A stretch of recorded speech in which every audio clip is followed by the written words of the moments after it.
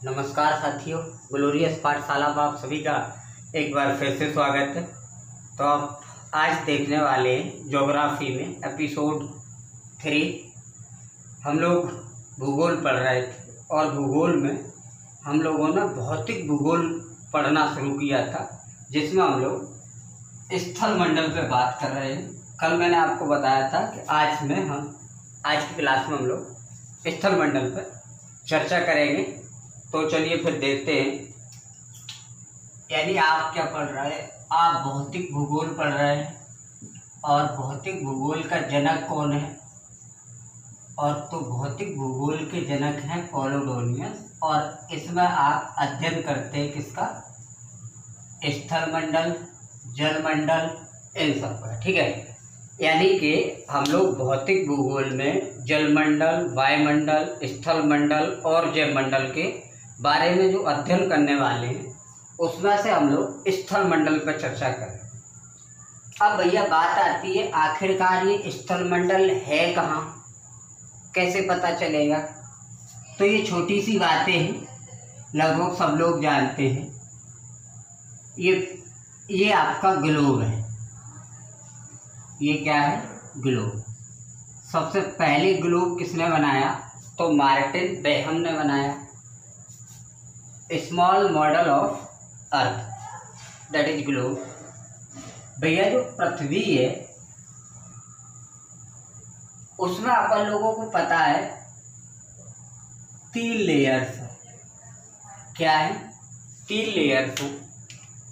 इन layers को आप जो पहली लेयर है, जैसे आपसे पूछा जाए पृथ्वी की आंतरिक सतह को कितने भागों में बांटते हैं, तो आप 3 भागों में बांटते हैं। पहला क्रस्ट, दूसरा मैंटल और यानी पहली जो है आपकी क्रस्ट लेयर है, सेकंड जो है आपकी मेंटल लेयर है, और थर्ड जो है आपकी कोर है। प्रश्न कैसे बनता है? यहाँ से भी बनता है कि पृथ्वी की ऊपरी परत क्या कहलाती है? क्रस्ट कहलाती है। हिंदी में भूपरपटी कहते हैं इसको। या आपसे पूछेगा महाद्वीप या महासागरीय जो भाग होते हैं वो किस पर होते हैं? क्रस्ट पर होते हैं। पेड़ पौधे ये सभी जीव जंतु जो है कहाँ हैं? तो वो क्रस्ट पे।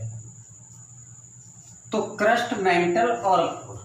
जब मैं आपको आंतरिक संरचना पढ़ाऊंगा उस समय और भी इसमें चीज़ें रिलेट करके आपको बताऊंगा। फिलहाल स्थल मंडल पे चल रहा है तो थोड़ा सा यहाँ से इसमें खास तौर हम लोग जो आज पढ़ने वाले हैं वो प्लेट विवर्तन की सिद्धांत पढ़ने वाले हैं। अच्छा, इन्हीं को भाई या तो आप क्रस्ट, मेंटल, कोर नाम दे दो, या इसको आप स्याल, सीमा और निफे नाम दे दो। ठीक है, यानी आप कह सकते हैं कि जिसे आप क्रस्ट कह रहे थे वो लेयर आपकी स्याल भी कहलाती है। तो क्रस्ट, मेंटल, कोर भी आपकी लेयर्स है, और रासायनिक संगठन के आधार पर स्याल, सीमा, निफे। यदि आपको ये पूछा जाए कि क्रस्ट के नीचे कौन सी है? मेंटल, और मेंटल के नीचे कौन सी है? कोर। स्याल के नीचे कौन सी है? सीमा, और सीमा के नीचे कौन सी है? तो निफे। इनको और भी नाम दिए गए। That is first is lithosphere, यानी जिसे आप क्रस्ट कह रहे थे उसे लिथोस्फीयर भी कह सकते हैं। सेकंड पायरोस्फीयर, स्फीयर, और दैट इज बेरिस्फीयर। यहाँ से आपका पुलिस के एग्जाम में ये वाली लेयर पूछ भी गई थी कि पायरोस्फीयर के नीचे लेयर कौन सी है? तो बेरिस्फीयर है। सबसे पहले आपको इस बात की जानकारी हुई कि हमारी जो पृथ्वी है उसकी आंतरिक सतह की अगर मैं बात करूँ, थोड़ी देर के लिए इसको मैं मिटा देता हूँ। जैसे भैया ये आपकी पृथ्वी है और इसमें से मैं एक कोई ये हिस्सा निकाल लेता हूँ। अब मैंने जो ये हिस्सा निकाल लिया, तो इसी हिस्से को हम लोगों ने बांट दिया। पहले वाले को आप क्रस्ट कह सकते हो, स्याल कह सकते हो, लिथोस्फीयर कह सकते हो। सेकंड वाले को आप मेंटल कह सकते हो, सीमा कह सकते हो, और आपका पायरोस्फीयर कह सकते हो। और जो केंद्रीय लेयर है उसको आप कोर कह सकते हो, नीचे कह सकते हो, और बैरिस्फीयर कह सकते हो। ये चीजें। तो बात आती है, हम लोग स्थल मंडल पढ़ने वाले हैं, तो स्थल मंडल को, जो स्थल मंडल है मतलब महाद्वीपी वाला जो भाग है, वो किस तरीके से महासागरों से अलग हो, इसके बारे में भी अपने को जानना है। तो थोड़ा सा और चलते, तो आपको ये लेयर्स के बारे में पता चला, ये काम आएंगे अभी आपको थोड़ा समझाने के लिए है बेसिक। यानी कि सीधी सीधी बात हम लोग जब स्थल मंडल में करते हैं तो यहाँ पर महाद्वीप और महासागरों की करते हैं। जैसे भी आप महाद्वीप और महासागरों की बात करते हैं तो पहला प्रश्न आपका यही उठता है कि आखिरकार ये महाद्वीप और महासागर जो है ये एक दूसरे से अलग कैसे हुए। ये सबसे आपका अच्छा प्रश्न बनता है यहाँ से। तो यहाँ पर एक क्रिया बताई गई, विवर्तनी क्रिया।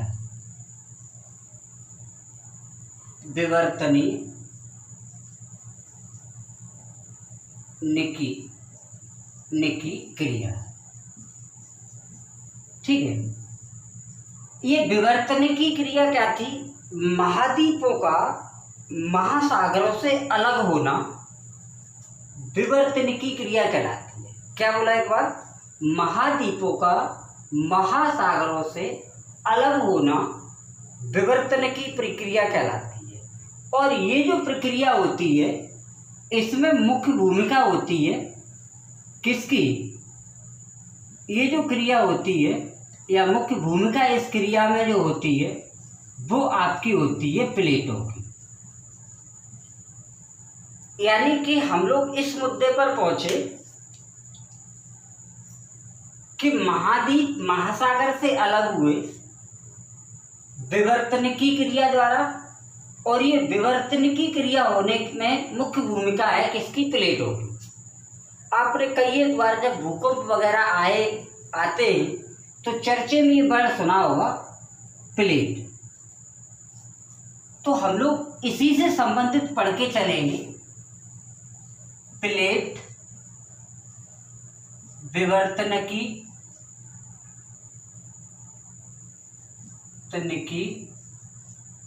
सिद्धांत, इसके बारे में हम लोग पढ़ने वाले हैं। प्लेट विवर्तनिकी सिद्धांत। आपको इसमें देखो जानकारी कितनी हो गई कि विवर्तनिकी क्या है, ये आपको पता चल गया। महाद्वीपों का महासागरों से अलग होना विवर्तनिकी क्रिया कहलाती है। ये क्रिया प्लेटों के सहारे होती है या प्लेटों के माध्यम से होती है। इससे संबंधित एक सिद्धांत बना जिसे आपने प्लेट विवर्तनिकी सिद्धांत कहा। इस सिद्धांत को जान लेने से हमें किसकी जानकारी मिलती है कि सागर महासागरों से अलग कैसे हुए, भूकंप कैसे आते हैं, ज्वालामुखी कैसे बनते हैं। इन सभी चीज़ों को भूगोल में समझने में आपको सहायता मिलेगी। तो आइए देखते हैं एक बार। सबसे पहले जानते हैं कि जो आपका प्लेट विवर्तनिकी सिद्धांत है ये आखिरकार दिया किसने, प्रतिपादक कौन है इसका। तो इसके जो प्रतिपादक हैं वो आपके हैं हैरी हेस। और हैरी हेस ने ये सिद्धांत 1662 में दिया। लेकिन इस सिद्धांत की व्याख्या जो की गई वो W.J. मॉर्गन द्वारा की गई। बाद में और भी ढेर सारे भूगोलवेत्ता है, पार्कर है, हॉब्स है, इन लोगों ने भी इस मत से जुड़े रहे। तो आप लोगों ने अभी तक की क्लास में क्या देखा कि पृथ्वी की पहली जो परत है उसे क्रस्ट कहते हैं, स्याल कहते हैं या लिथोस्फीयर कहते हैं। उससे निचली जो लेयर है उसको आप क्या कहते हैं, मेंटल कहते हैं, सीमा कहते हैं या पायरोस्फीयर कहते हैं। सबसे आंतरिक परत है उसको आप कोर कह सकते हैं, निफे कह सकते हैं या बैरिस्फीयर कह सकते हैं। तो स्थल मंडल यानी महाद्वीपीय जो भाग है वो महासागरीय भागों से अलग होने की क्रिया विवर्तन की कहलाती है, और ये क्रिया मुख्य रूप से प्लेटों के माध्यम से होती है। तो इससे रिलेटेड सिद्धांत बना प्लेट विवर्तन की सिद्धांत, जिसके प्रतिपादक है हैरी, और इस सिद्धांत की व्याख्या की W.J. मॉर्गन द्वारा। ये चीजें अब हम लोग बात करते हैं आखिरकार ये प्लेटें हैं कहाँ और ये किस तरीके से अलग करती हैं। तो देखिए भाई,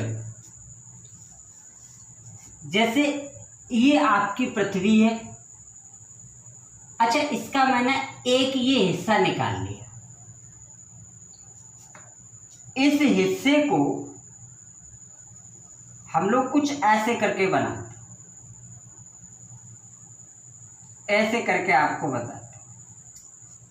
अब इसमें जो पहली लेयर है या ऊपरी जो परत है उसको आप क्रस्ट कह रहे हो, और सेकंड जो लेयर है उसको आप मेंटल कह रहे हो, and the third layer that is core.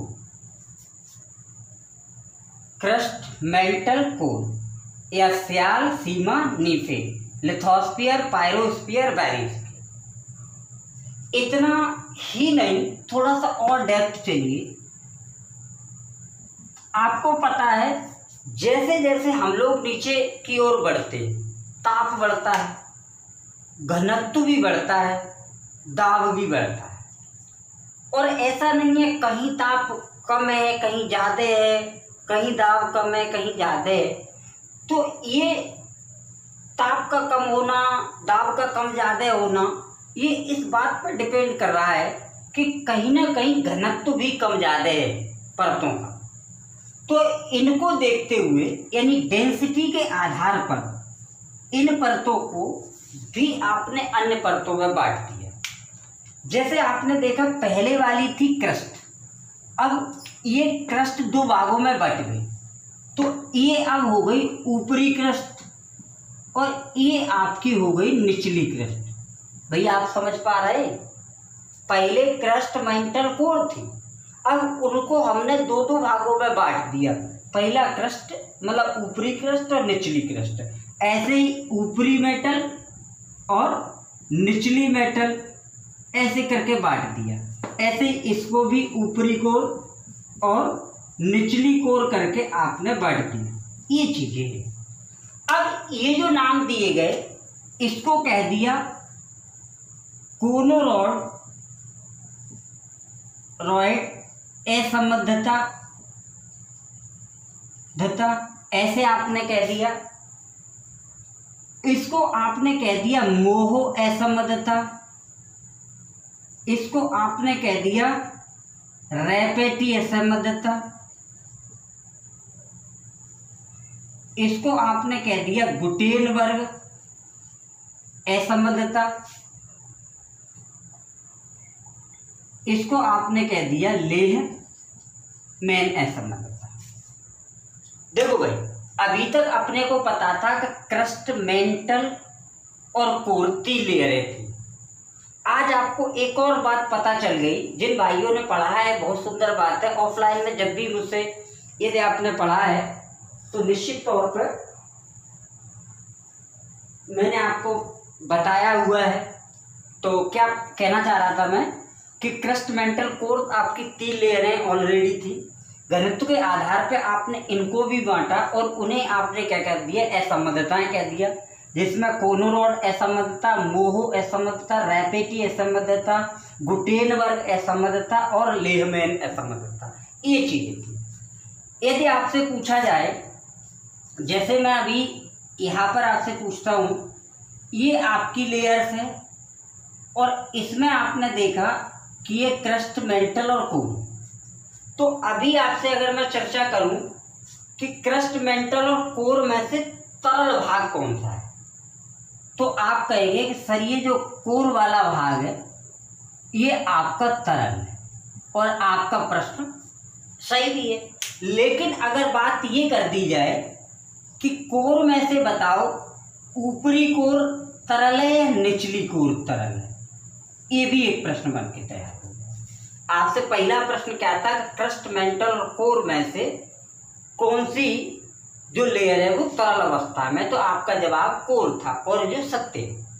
लेकिन अब जवाब ये है कि ऊपरी कोर या निचली कोर में से तरल कौन सा है। तो कुछ लोग इसको टिक कर रहे होंगे, जो कि सरासर नाइंसाफी है, गलत है। ये वाला जो भाग है यानी कोर में से जो ऊपरी कोर वाला भाग है वो आपका तरल है, निचला ये आपका ठोस। ऐसे ही जो ये क्रस्ट वाला भाग है जिसको आपने दो भागों में बांटा,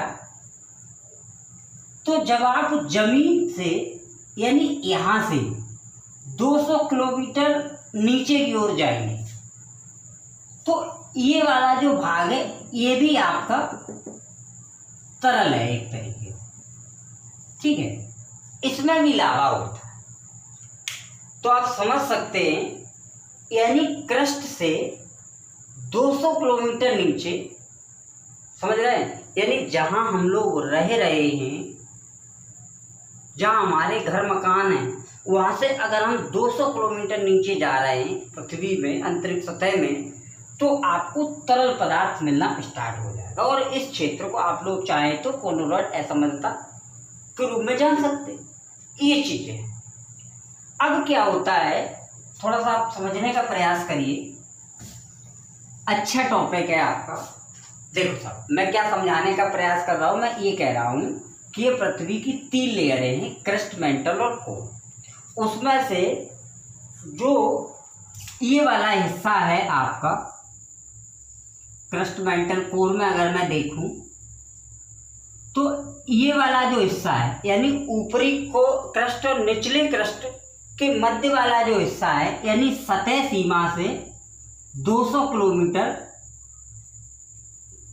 के बाद वाला जो क्षेत्र है वो आपका तरल अवस्था में है। इसका मतलब ये हुआ कि ऊपर जहां पर हम लोग रह रहे हैं वो वाला क्षेत्र ठोस है और इसके नीचे जैसे ही 200 किलोमीटर जाएंगे तो वो वाला जो क्षेत्र है आपका तरल है। अच्छा, आप ऐसे मान के चलिए, एक पॉलीथीन में आप मिट्टी भर लीजिए और एक कोई आपका पत्थर का टुकड़ा लीजिए, उस पत्थर के टुकड़े को ऊपर रख दीजिए और उस पत्थर के टुकड़े के नीचे आप गीली मिट्टी रख दीजिए, तो आप देखेंगे कि वो जो पत्थर का टुकड़ा है वो धीरे धीरे धीरे धीरे मूवमेंट करेगा। सेम ऐसा ही यहाँ पे भी होता है कि ये जो तरल वाला भाग है, यह तरल होने के कारण इससे ऊपर का जो क्षेत्र है ये क्षेत्र भी मूवमेंट करता है, यानी महाद्वीप और महासागरीय जो भाग है वो अलग होने में मेन भूमिका इन्हीं की। और आज भी ये प्लेटें जो हैं वो मूवमेंट कर रही हैं। तो ये है आपका, इतना आपको समझ में हो गया कि आखिरकार ये प्लेटें क्या है। तो आगे हम लोग थोड़ी सी बात और करते हैं। आपको यहाँ से फैक्ट के रूप में क्या क्या याद रखना है, जैसे सबसे ऊपरी परत क्या है, crust, second mental and the core, और ये कोनोरॉड असंबद्धता किस किस के मध्य है, तो ऊपरी क्रस्ट और निचले क्रस्ट के मध्य, फिर कोनोरॉड के बाद मोह, असंबद्धता, रेपेटिस, ऐसे याद कर लो। ये को, मो, रे, गु लेकर के, को से कोनोरॉड, मैं से मोहो, रे से रेपेटी, गु से गुटेनबर्ग और ले से लेहमैन। ये आपकी असंबद्धताएं हो गई, ठीक है। इतना आप याद रखिएगा। तो नेक्स्ट हम लोग यहाँ पे चल रहे थे प्लेट विवर्तनी सिद्धांत। इसको समझने में हम लोगों को हेल्प हो जाएगी यहाँ से, ठीक है। ये हो गया। अभी तक हम लोग प्लेट विवर्तनी सिद्धांत में कहाँ पहुंचे, इतना पहुंचे कि प्लेट विवर्तनी जो सिद्धांत है, विवर्तनी क्या है, एक क्रिया है जो महाद्वीपों के महासागरों से अलग होने की क्रिया आपकी प्लेट विवर्तन की क्रिया है। और विवर्तनी क्रिया प्लेटों के माध्यम से होती है, इसलिए सिद्धांत दिया प्लेट विवर्तनी सिद्धांत, जो हमें ज्वालामुखी, भूकंप, महाद्वीपी, महासागरीय विस्तार आदि के बारे में जानने में हेल्प करता है। इस सिद्धांत के प्रतिपादक हैरी हेस। इस सिद्धांत की व्याख्या W.H. मॉर्गन द्वारा की गई। स्थली भाग जो है हमारा, इस स्थली भाग से नीचे अगर हम लोग जाएंगे तो 200 किलोमीटर का जो क्षेत्र है, 200 किलोमीटर के बाद का जो क्षेत्र है, ऐसे हम लोग इसको ऐसे भी बना सकते हैं, ऐसे भी बना सकते हो आप। जैसे ऐसे मान के चलिए ये आपका क्षेत्र है, ठीक है, और इस क्षेत्र में आपने देखा कि ये आपका जो सागर है, यहाँ पे सागर है, और ये आपके पर्वत पठार वगैरह हैं, पठार हैं, मैदान हैं, यहीं पे मान लो मैदान है। अच्छा, इस वाले क्षेत्र से जब आप नीचे की ओर जाएंगे, यानी जो है तो इससे नीचे, तो यहाँ पर आपका भी ये क्या है, ये वाला जो भाग है वो तरल है। इस बात को आप ऐसे और सरल भाषा में समझे कि जैसे ये अर्थ थी और इसका मैंने ये वाला टुकड़ा लिया, ये वाला जो टुकड़ा लिया, तो इसकी जो ऊपर वाली लेयर है, तो ऊपर से 200 किलोमीटर जब हम लोग नीचे आएंगे तो आपका ये वाला जो भाग होगा वो तरल भाग होगा, और इस तरल भाग के ऊपर आपका ठोस भाग है। तो ये तरल भाग के कारण यहाँ पर क्रिया होती है, और यही क्रिया आपकी विवर्तनिकी कहलाती है, जिससे आपका महाद्वीपीय महासागरीय जो भाग है अलग होते, और ये किसके जरिए होता है, प्लेट्स के माध्यम से होता है। तो हम लोग प्लेट्स को थोड़ा सा और समझते हैं। आखिरकार प्लेटें क्या होती हैं, ठीक है, आपको पता है ये प्लेटें क्या हैं, ठीक है, कितनी संख्या है। प्लेटों के बारे में सबसे पहले जानकारी किसने दी, तो ये आखिरकार प्लेट क्या है, प्लेट। हालांकि आज का टॉपिक टफ है, यूपीएससी मेंस लेवल का है, लेकिन अगर आपका एसएससी वगैरह में फ्रैक्चुअल चीजें अगर बनेंगी तो आप निश्चित तौर से कवर कर पाएंगे। सबसे पहले प्लेट जो शब्द दिया आपका, सबसे पहले प्लेट जो शब्द दिया वो किसके द्वारा दिया गया, सर्वप्रथम, ठीक है, सर्वप्रथम प्लेट जो शब्द दिया गया वो कनाडा के अर्थशास्त्री भूगोल शास्त्री थे विल्सन करके, ये कनाडा से, ठीक है। तो कोई पूछे सबसे पहले प्लेट शब्द किसने दिया, विल्सन। इन्होंने बताया कि जो स्थली भाग है उससे नीचे 200 किलोमीटर जाने पर तरल भाग है, और जो ऊपर आने का प्रयास करता है, और ये प्लेटें आपस में एक दूसरे में टकरा रही हैं, जिसके कारण पर्वत और ये भ्रंश या ज्वालामुखी भूकंप वगैरह आते हैं, ये चीजें होती हैं। अब आते हैं कि प्लेट जो है इनकी संख्या कितनी है, तो नासा द्वारा अभी तक जो इनकी संख्या बताई गई है वो आपकी 100 बताई गई है, लेकिन अब तक ज्ञात कितनी है, तो ज्ञात में आपकी 7 बड़ी प्लेटें हैं और 20 आपकी छोटी प्लेटें ज्ञात हैं। आपको क्या क्या प्रश्न मिला कि प्लेट शब्द का सबसे पहले जिक्र किसने किया, विल्सन द्वारा, कहाँ के थे, कनाडा के। नासा द्वारा प्लेटों की संख्या कितनी बताई गई है, 100। ज्ञात जो प्लेटें हैं उनमें कितनी बड़ी प्लेटें हैं, 7, छोटी कितनी है, 20। किसी किसी पुरानी किताब में आपको 6 भी मिल जाएगा, ठीक है, ये चीजें। अब बात आती है, ये जो प्लेटें होती हैं ये आपकी गति भी करती हैं। ये क्या करती हैं, गति करती हैं, और इसी कारण ये टकराती हैं आपकी। इसमें अगर हम लोग बात करें महाद्वीपीय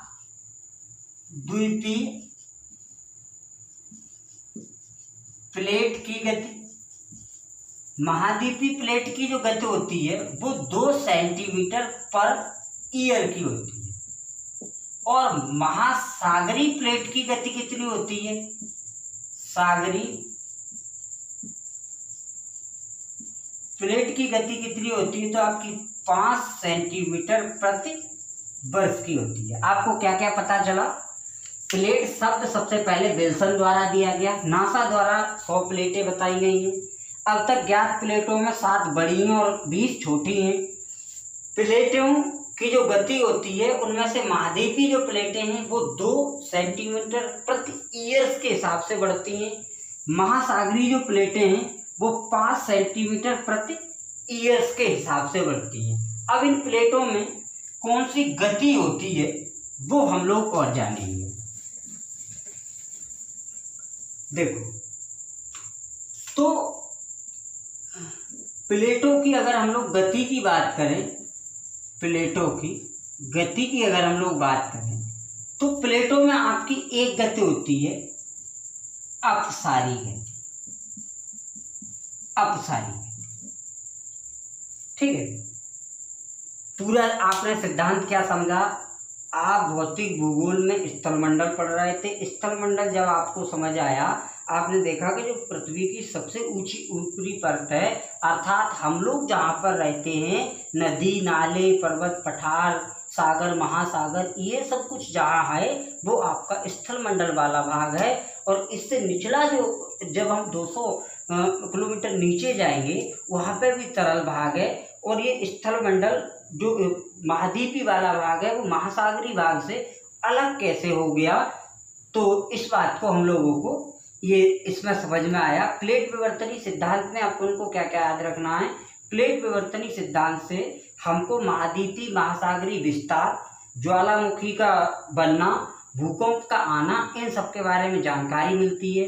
प्लेट विवर्तनीय सिद्धांत में विवर्तनीय एक क्रिया है जो महाद्वीपों का महासागरों से अलग होने की क्रिया है। प्लेट शब्द का सबसे पहले जिक्र कनाडा के भूगर्भ शास्त्री विल्सन द्वारा किया गया। नासा द्वारा 100 प्लेटें बताई जा रही हैं, उनमें से 7 बड़ी प्लेटें हैं और आपकी 20 छोटी प्लेटें हैं। प्लेटें मूवमेंट लगातार करती हैं और ये जो महाद्वीपीय प्लेटें होती हैं वो 2 सेंटीमीटर प्रति ईयर्स के हिसाब से मूवमेंट करती हैं।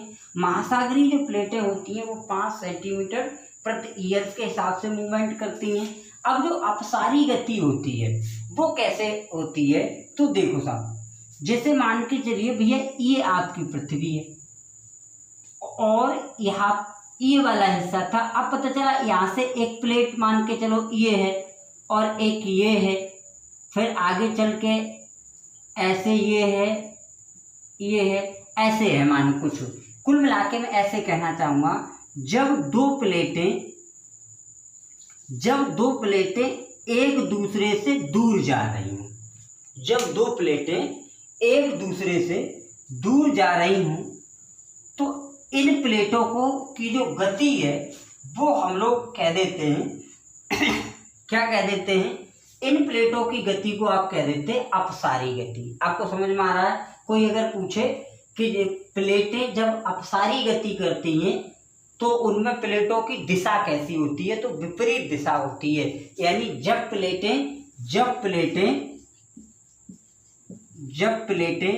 विपरीत दिशा में गति करती हैं, विपरीत दिशा में गति करती हैं, तो उनकी गति क्या कहलाती है? अपसारी गति कहलाती है। आपको बात समझ में आ रही है? जब प्लेटें विपरीत दिशा में मूवमेंट करती हैं, गति करती हैं, तो उनकी गति अपसारी गति कहलाती है। ये बात आपको याद रखनी है, ठीक है। और इस प्रकार की प्लेटें जो आपकी कहलाती हैं वो आपकी संरचनात्मक प्लेटें कहलाती, ये चीजें। तो आपको क्या समझ में आया कि प्लेटों में अपसारी गति होती है, और जब प्लेटों में अपसारी गति होती है उस दौरान प्लेटें एक दूसरे से दूर जा रही होती हैं। दूसरी गति होती है प्लेटों में आपकी अभिसारी गति,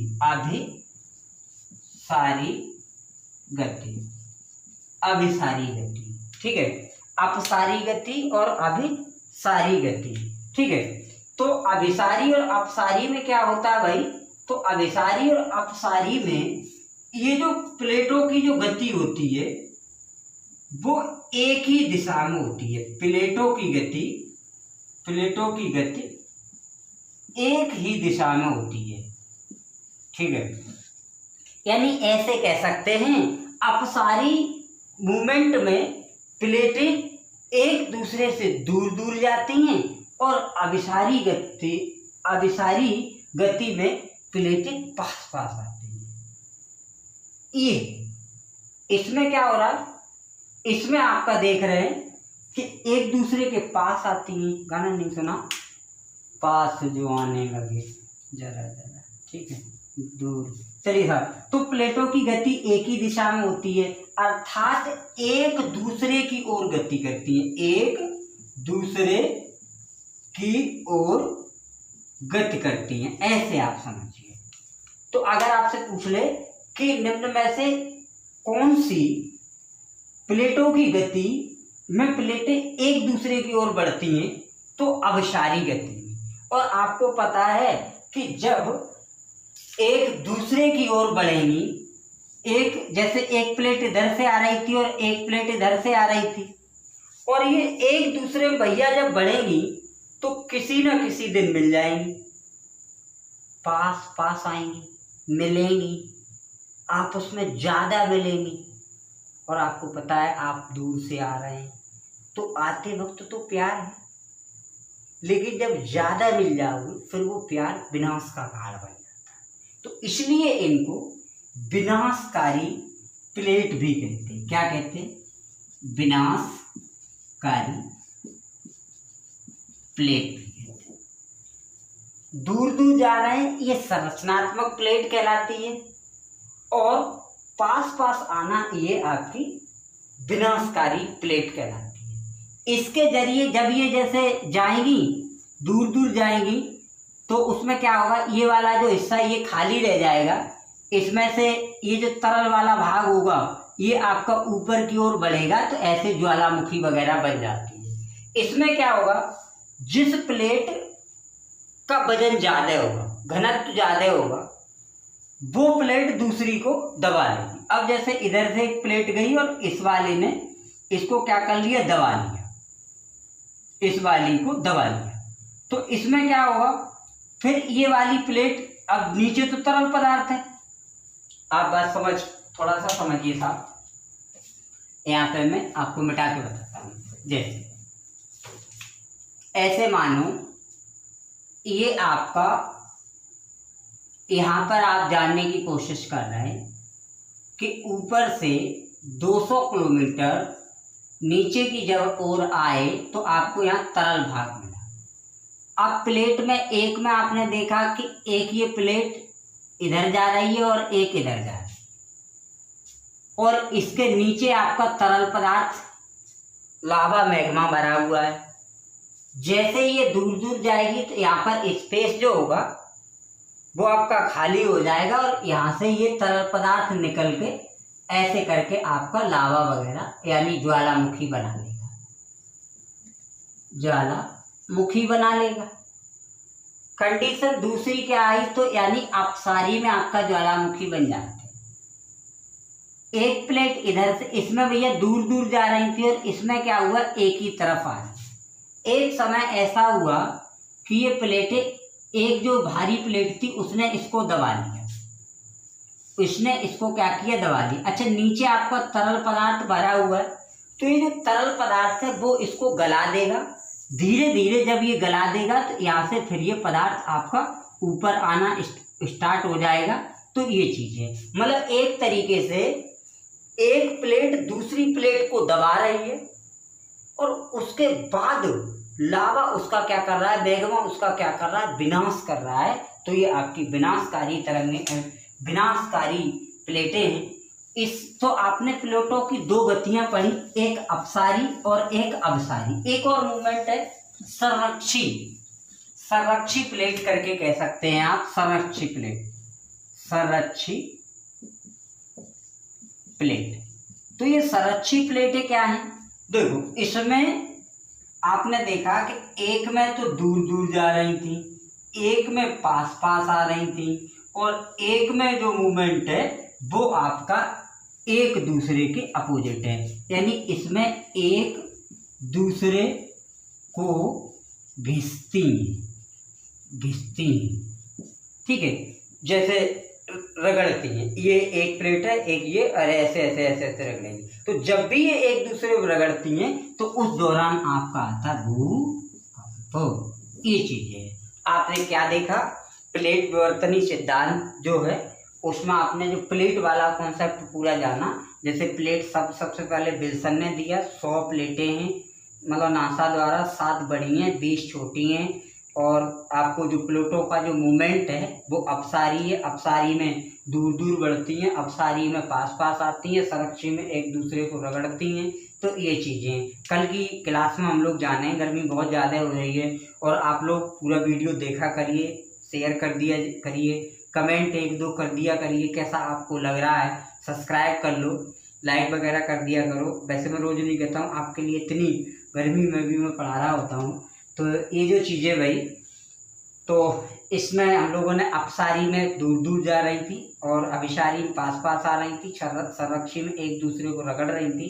कल के लेक्चर में हम लोग देखेंगे प्लेट विवर्तनी सिद्धांत में ही कि आखिरकार इन प्लेटों का वितरण कहाँ पे है। यानी कल के एपिसोड में हम लोगों को देखने को मिलेगा प्लेटों का वितरण कि ये कहाँ पर प्लेटें हैं, जिसमें आप जैसे आपका यूरेशिया प्लेट कहाँ है और आपका इंडो ऑस्ट्रेलियन प्लेट कहाँ है, पैसिफिक प्लेट कहाँ पर है, इन सभी बड़ी बड़ी प्लेटों के बारे में जानेंगे।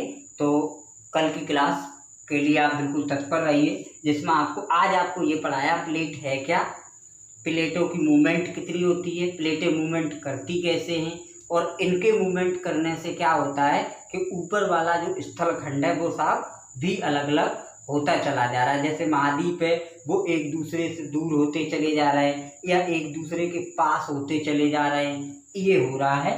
तो ये चीज़ें अब आपको कल के लेक्चर में पता चलेगा कि आखिर कौन सी प्लेट कहाँ पर है। तो तब तक के लिए आप अगले एपिसोड 4 का इंतज़ार करिए। मिलते हैं नेक्स्ट वीडियो में। जय हिंद, जय भारत, जय माता दी।